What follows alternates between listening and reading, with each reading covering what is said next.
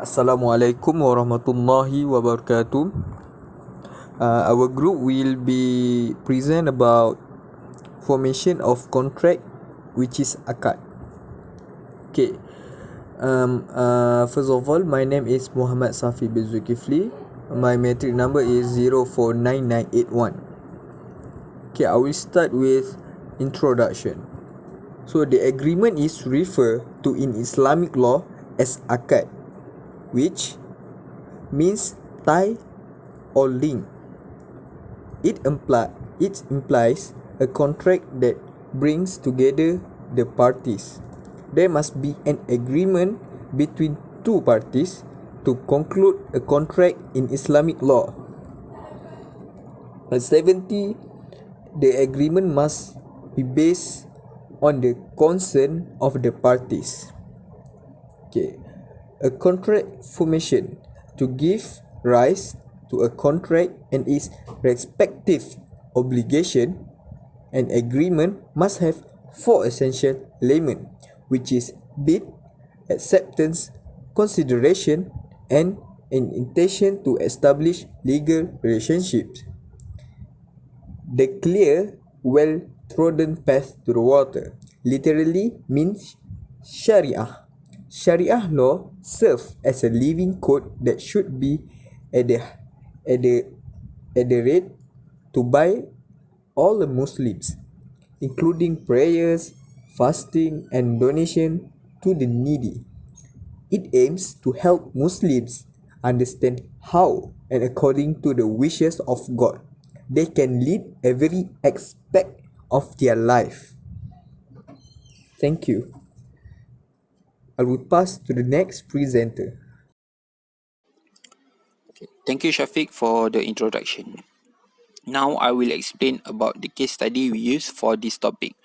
The case study we use for this topic is focused on formation of contract and transaction on the internet under Islamic law. The purpose of this case study is to study if it's allowable to form a contract or transaction through the internet according to Islamic law of contract. Second is to identify the issue and problem that may occur in online transaction and contract. The third is to identify the requirement that need to be fulfilled while forming a contract online and online transaction with its implication. And lastly, we will like to conclude whether it's allowable to form a contract and transaction through the internet according to Islamic law of contract and sales. For the next part, I will pass it to the next presenter. Okay, thank you. Now, before I present my topic, allow me to introduce myself. My name is Irfan Safwan Mirosland. My metric number is 050036. Now, I will present about the problems in this article, this issue. Before that, Islam recognizes the importance of business and trading as source of wealth and for the role it can play in the development and economy of the country and the Muslim community as a whole. In book The Lawful and Prohibited in Islam, written by Yusuf Qardawi, stated that Islam does not prohibit any trade except those which involve injustice, cheating, making exorbitant profit, or the promotion of something which is harmful. Next, we jump to the issue and problem in this case study. In Islamic Sharia, any business and trade can be performed as long as the transaction is free from four things. First is riba, second is maisi or kimar, number third is gharar, and fourth is sale or purchase and manufacturing of haram products. However, under Islamic law, there are several areas of uncertainty which would have significant impact on electronic contracting according to Sharia. First is Majlis Aqad. This is because every fundamental issue, especially in online contract, implies non-physical presence. Then The second issue is khiyar, which is available to party contracting interpreted but would be an issue in the online contract. In fact, if certain fundamental issue in the online contract cannot be resolved in the dominance entry of the principle of gharar will apply, which will make online contract in Islamic law unfeasible. Thank you.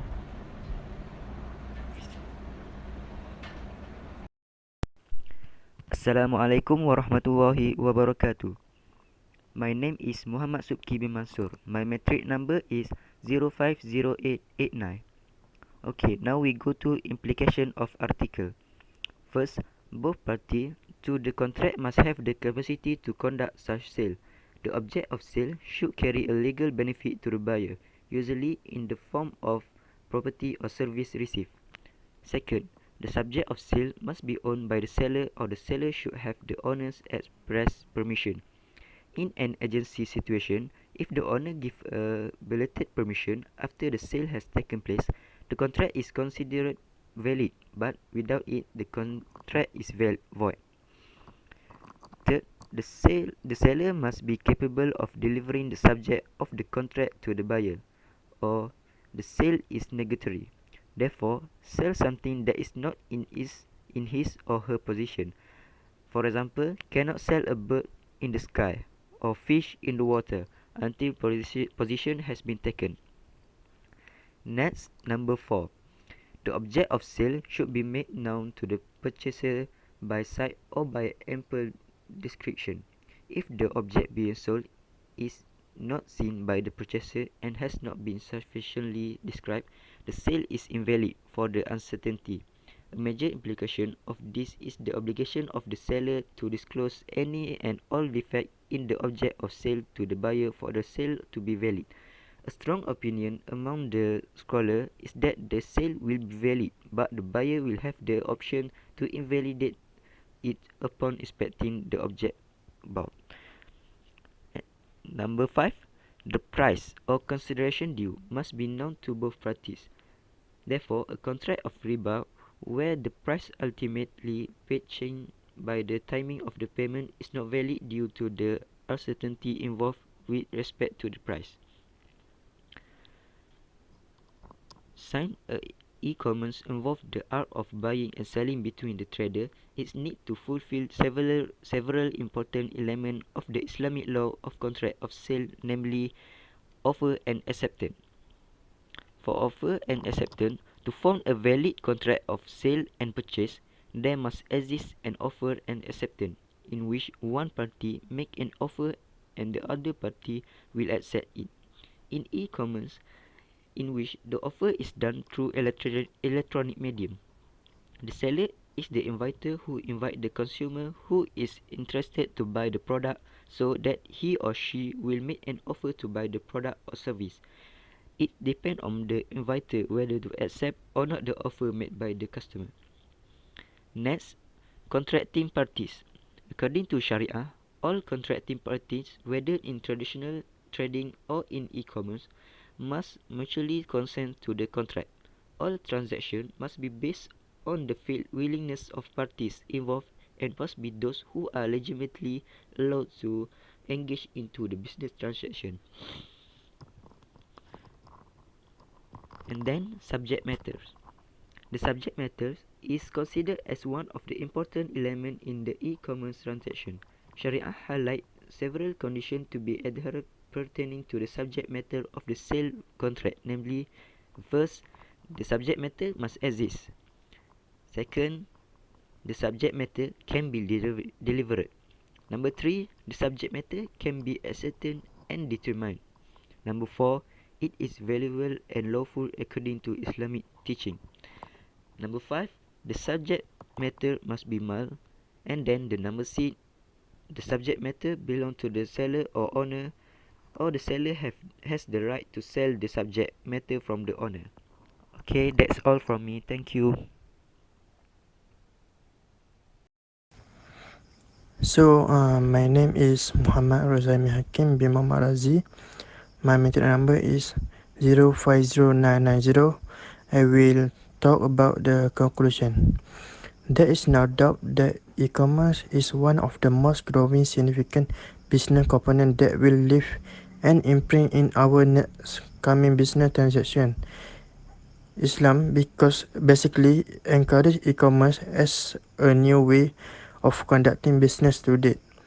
However, whenever it is conducted, certain Sharia requirements, standards and conditions should be complied with to ensure the goals of Islamic business, which is to uphold justice, manifold success and maximum profit could be achieved and realized with. There are no clear status discussed on the position of e-commerce transaction in Malaysia. Therefore, the standard provided by AA or IFI should be adhered to as a guideline in conducting business as a source of wealth. Next, I will talk about recommendation.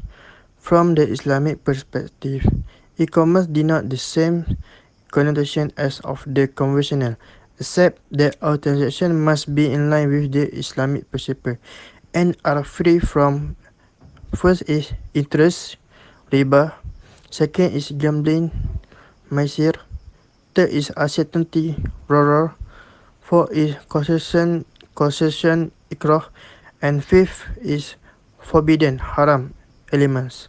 That's all from me. Thank you.